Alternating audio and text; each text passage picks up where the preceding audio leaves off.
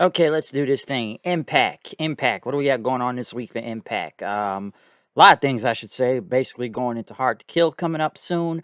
Gotta start building that pay-per-view. So what does Impact really got going on for Hard to Kill right now? Especially with the matches being set up for it. We do kick it off with a tag team match though. Chris Sabin and Mickey James versus Deonna Purrazzo and Matthew Redwalt. I guess I kind of forgot who won, because I guess Sabin won last week one-on-one. It was a tag match this week, so I got this wrong. I had to go refresh my memory. I ended up with Deonna getting a win over Mickey James, mostly helped to Redwalt, basically, keeping Deonna's hand away so the ref couldn't see it, just to get a leverage pinfall and whatnot. So, pretty good match right there. Some would wonder if, should Deonna be getting the win over the champion right now? Because I don't know if it's like a different Deonna Purrazzo since coming back, or is it still the same Deonna that's going on right now, basically trying to go in the Hard to Kill and whatnot. So we'll see what happens going on with that. But still, was surprised to get the win right here. But other than the tag match, though, we did go to Matt Cardona, who was being interviewed.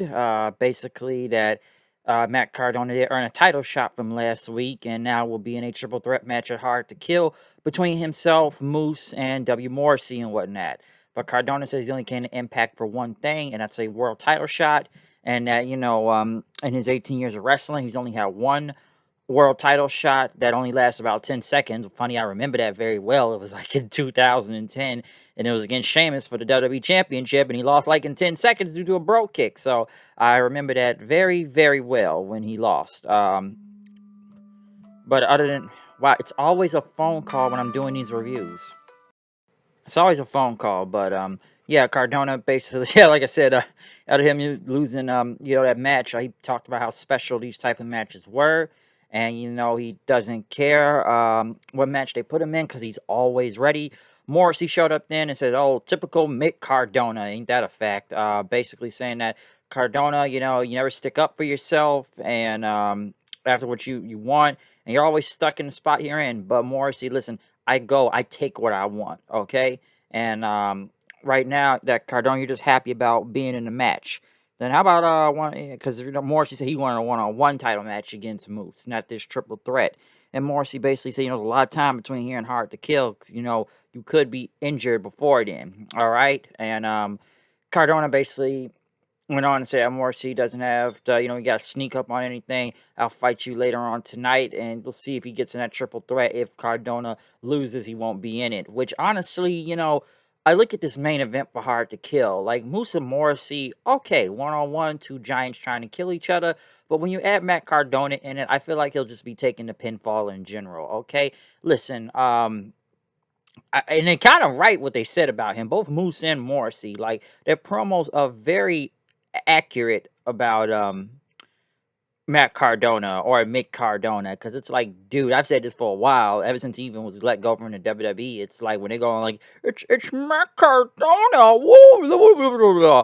I'm like, dude, it's still Zack Ryder or Zack Ryder light at this point. It's not like his gimmick has really changed. He's still the same guy. Yes, he's always ready, okay? Always ready all the time. I'm just happy to be there. And you know what? Maybe I don't know much about the whole Deathmatch King gimmick he's doing on the indies right now, because what, he won the GCW title. Maybe he needs to do that then, because right now he doesn't feel like a main eventer, and they're really right when they say he's mid Cardona. Okay, so I don't. I've never looked at Matt Cardona as a main event guy. Okay, he's not a main event guy. Even right now, he's not.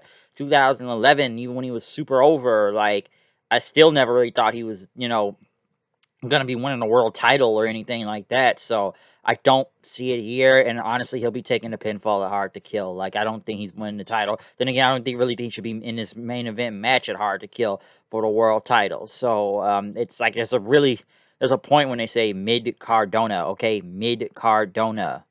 There you go. Rohit Raju went against Lawrence or Larry D. Honestly, I don't remember the last time Larry D was in this company until the whole Wrestle House segment came back, because I think the last time he was around the show was the Wrestle House thing, and I don't have AC Romero. I guess he got released, so this wasn't much of a match. Like, it was what it was, but it ended up being Josh Alexander coming out there, attacking everybody, calling out Jonah, and next thing you know, Scott D'Amore came out telling him to calm down, And listen, I know what you want, but Jonah, he's not even in the building, okay? And listen, um, I predicted that you would do something like this, so I asked you to stay at home, okay? And basically, Demore told Alexander, you can get a match. You will get him at hard to kill, all right? But Alexander says he's ready to fight right now, and he's saying Demore's testing his patience, and Demore started yelling at him, saying, I'm trying to teach you about patience and talk about your family. I've done a lot for you, okay? Just bringing up all of his family members and stuff. And that, listen, I want you to be the world champion, but you need to keep your emotions in check, as Christian said before when he was over here. And he's basically just losing control right now. And basically, Josh Alexander ended up beating up Raj Singh, giving him like a J driller and whatnot, and said this is him being patient. So obviously, the whole emotions in check thing is still being used right now. With Josh Alexander ever since Christian was around, and it looked like he's becoming more unstable, especially with Jonah coming around, taking him out next, and that, just still like a roadblock from him from getting to the world title right now from Moose. So he'll get his match hard to kill, but, like I said, can he keep his emotions in check? So at least they found something for Josh Alexander to do. Yes, he's still, when you think about it, he's still a name you want to keep in that world title picture right now, but I guess he's going to have to jump a little bit more for some roadblocks until he gets there all the way. Next, though, we got, I guess, Bullet Club, Chris Bay, and Hikuleo, I guess, looking at the merch table. Since they've been taking a lot of losses lately, he started trying to get one of the security guards, but Laredo Kid said something in Spanish, and even the security guard says, I can't repeat what he said on TV. Steve Macklin talked about how Trey Miguel, I guess since these triple threats, he has not been beaten or pinned or submitted. But Demore says, you're not winning matches also, okay? So, no, you're not getting another title shot. You put your hands on security guard. So, that's not happening, all right? Rosemary Havoc showed up then, Scott Demore saying, who's in this Ultimate X women's match. He says, y'all just going to have to wait. Finn Juice went against the Learning Tree. Zicky Dice and VSK. Finn Juice won. It's not really much to say from this. It was a match. I don't know where Brian Myers is right now, especially with this Learning Tree stuff, but I don't know all the way. It's not the worst thing, but it's not good at the same time either. So I don't know where this is going to go with the Learning Tree, but I don't know. Finn Juice got the win. Moose went up to Morrissey basically saying, listen, I'm not mad what you did to me last week. But listen, Matt Cardona's in the way. We don't want him in this triple threat. We can work together, and we'll get that one-on-one match. But Moose basically said, Moose went on to say, we can do this, all right? But Morris said, listen, I don't trust you, and I can take him out on my own. I'll see you at Hard to Kill.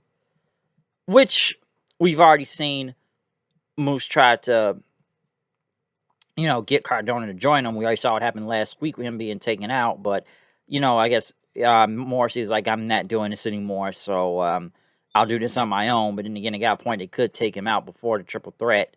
Eric Young was next, basically telling Violent by Design to stay in the back for the street fight against Rhino, which was a pretty good street fight. I guess Eric Young had a plan and whatnot. But throughout this match, of course, you're going to see some run-ins and stuff. Of course, Violent by Design comes out. Then but Heath comes out then. Rich Swann and Willie Mack come for the save. And then next thing you know, Gallows and Anderson come out, and they attack, attack Swann and Willie Mack, which Eric Young ended up hitting Rhino with a low blow and then a power driver for the win, which I guess they had some agreement. First of all, here's another thing, too. I'll be honest, I forgot the Good Brothers were the damn tag team champions at one point, because the tag division just seems kind of right now. It's like, yes, they are the tag team champions, but what opponents do they really have right now? So until I see them, I was like, oh yeah, they are the champions right now. I forgot they were the tag champions. They just kind of been holding the belts to be holding the belts. So I don't really know what team is kind of credible right now. I like Violent by Design, but then again, they've kind of, haven't done much with them lately. Rich Swann, was the world champion, but now he's just going back to dancing and being a tag team guy. So I don't know what's going on with that also. The inspiration and the influence, Tennille Dashwood, Madison Rain went against Decay, I guess, in an intergender match. I don't have much to say about this match just because of, it's an intergender match and stuff. So it's, like I said, it's either going to like it or not like it. I just know Rosemary got the win. I just know the K is still going for the knockouts tag titles and stuff. But I don't know. This feud just seems kind of right now, to be honest. Lady Frost signing with the company. Basically, I guess she won on BTE. I'm sorry, BTI before the Impact. Wrong name there. And basically, Scott D'Amore showed up, welcomed her to the roster. And, there's no one more qualified to be in this Ultimate X match than you, Frost. Next thing you know, Gail Kim showed up and basically naming the participants in the Knockouts Ultimate X match, which are Tasha Steelz, Rachel Ellering, Chelsea Green, Jordan Grace, Rosemary, and Lady Frost. So they will all be in the Ultimate X match coming up at Hard to Kill. That's going to be interesting to watch. But in the main event, though, we did get Matt Cardona versus W. Morrissey in the main event, which ended up in a DQ for some reason, with Morrissey beating the hell out of Cardona out there, even having him bleed. The referee calls off the match because I guess he kept beating up Cardona and whatnot. And, which didn't make a lot of sense. And then Moose comes out, and, I guess he's going to help Morrissey after he powerbomb Cardona because, Chelsea Green tried to get involved, but Moose, we're going to do this, but Morrissey ended up punching out Moose. 2 weeks in a row, Moose has gotten punked out. And then Morrissey telling Chelsea Green to get out of the way. Cardona comes back then and takes out Morrissey and then holds up the title to close the show. So, I don't like Moose getting punked out 2 weeks in a row. And then again, Morrissey kind of looked like an idiot out there at the same time, just for Cardona to get the, upper hand. And like I said, I don't see Cardona win. I don't even know why he's in this match. Why? I know they got opponents set up for Moose right now, but did it need to be a triple threat? Did you need Morrissey in the damn main event of this show coming up? Not Morrissey in the main event of this show. I'm sorry, Cardona in the main event of this pay-per-view coming up. So I don't see it. Like I said, he's still Zack Ryder to me at the end of the day. I don't see, like I said, maybe he needs to use that Deathmatch King thing or something. But this whole, always ready thing, I don't think it's working. Okay, I honestly don't think it's working. So I don't know what else to say from this. All right, but I thought the show was okay. It wasn't bad. Solid show. Especially going into Hard to Kill. We'll see what happens. Like, I think the best thing like on this show is probably the Josh Alexander segment. Basically this whole Jonah feud and stuff. So, Jonah feud and everything. So at least that's good. But honestly, also I still think it should be a one-on-one with Moose and Morrissey. But at the same time, both of these guys are heels. So there you go. But other than that, that's my Impact review. I'm out of here. See you guys then. Peace out. Comment, subscribe, put it 890 on Twitter. Always forget about that part. Peace.